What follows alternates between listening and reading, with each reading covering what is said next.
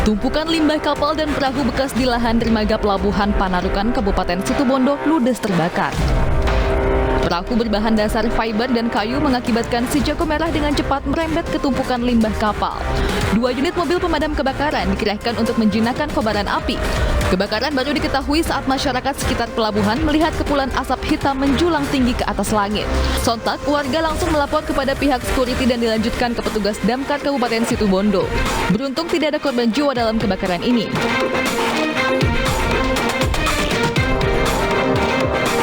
Diduga kurang konsentrasi saat mengemudi, sebuah truk pengangkut bata hebel terguling di Jalan Gatot Subroto, Tebet, Jakarta Selatan usai menabrak separator busway Kamis dini hari.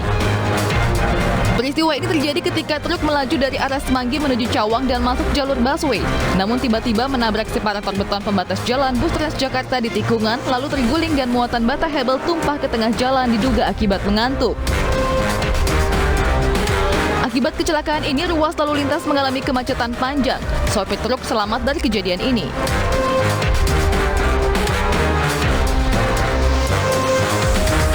Usaha keras orang tua mencari anaknya yang menjadi korban letusan Gunung Semeru 4 Desember 2021 lalu membuahkan hasil. Seorang ayah menemukan jasad anaknya ditemukan tertimbun material erupsi Gunung Semeru. Identitas korban diketahui sang ayah melalui baju yang melekat pada kerangka manusia yang ditemukannya 1 Agustus lalu. Korban adalah Ahmad Randy Pratama, 19 tahun, warga Dusun Kebon Agung, Desa Sumberwulu, Kecamatan Candipuro, Lumajang. Setelah ditemukan, jenazah Ahmad Randy dimakamkan secara layak oleh keluarganya.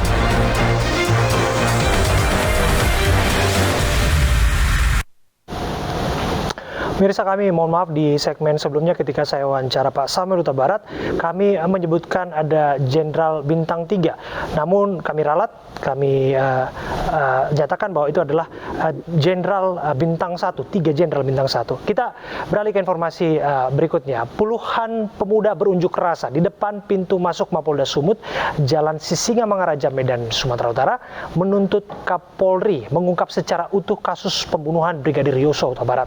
Sejauh ini polisi telah menetapkan Baradae sebagai tersangka dan memeriksa 25 anggota Polri yang diduga melanggar etika. Dengan membawa berbagai macam spanduk dukungan dan simpati kepada Brigadir Yosua Huta Barat, massa menggelar orasi di depan Mapolda Sumatera Utara. Massa meminta Kapolri Jenderal Listio Sigit Prabowo mengusut tuntas kasus tewasnya Brigadir Yosua.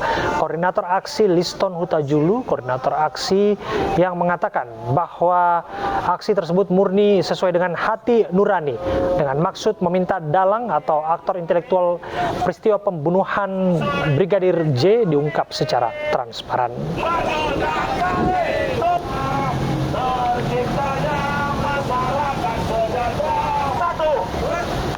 Pemirsa, setelah memeriksa 43 saksi, Bareskrim Polri akhirnya menetapkan Barada Eliezer menjadi tersangka tewasnya Brigadir Yosua. Barada Eliezer dijerat pasal pembunuhan, persekongkolan, dan turut serta atas kematian Brigadir Yosua.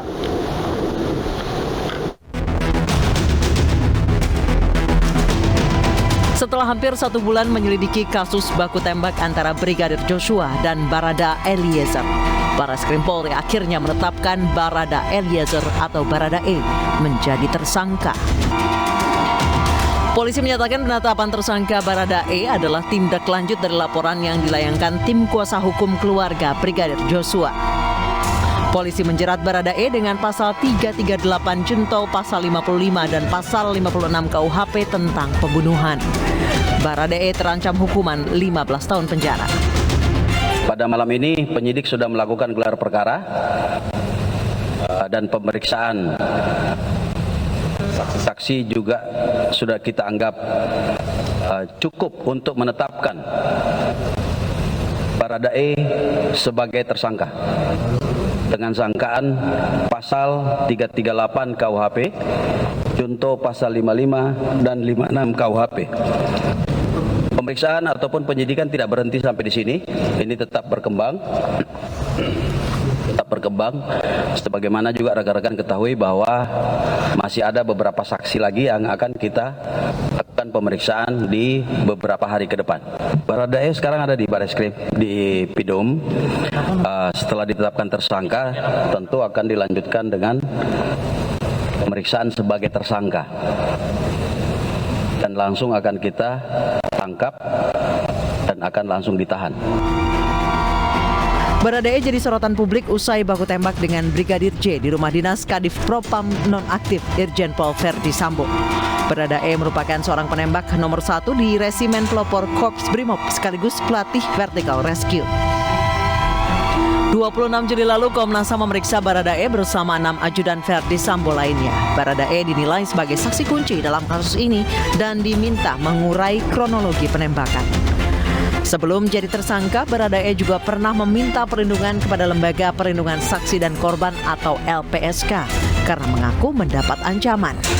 LPSK melakukan 3 kali pemeriksaan psikologis terhadap Baradae.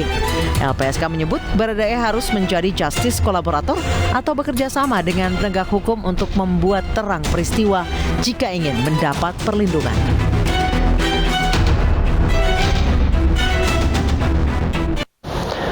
Masih hangat kasus polisi tembak polisi yang melibatkan Barada Eliezer dengan Brigadir Yosua. Kini kembali terjadi seorang polisi yang terkena timah panas yang berasal dari senjata rekannya.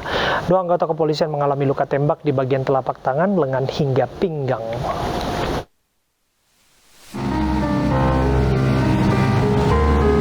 Insiden polisi tertembak rekannya sendiri di kawasan Pecenongan, Jakarta Pusat diusut Bidang Propam Polda Metro Jaya. Dalam kasus tersebut, Brigadir Andrianus sedang membersihkan senjata apinya sambil mengobrol dengan Brigadir 2 Edi.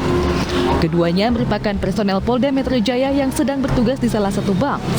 Namun saat akan memasukkannya ke dalam sarung, senjata itu meletus dan mengenai rekannya Bribda Edi. Walaupun dia tidak bermaksud untuk melukai temannya, tetapi akibat kelalaiannya dalam memasukkan senjata ke rosternya itu, sehingga menimbulkan ledakan atau tembakan, adanya temannya luka. Kemudian ini akibat letusan ini ya jumlahnya cuma 1. Akibat letusan senjata api itu membuat Bribda Edi mengalami luka tembak di bagian lengan dan pinggang, sedangkan Brigadir Andrianus mengalami luka tembus di telapak tangan.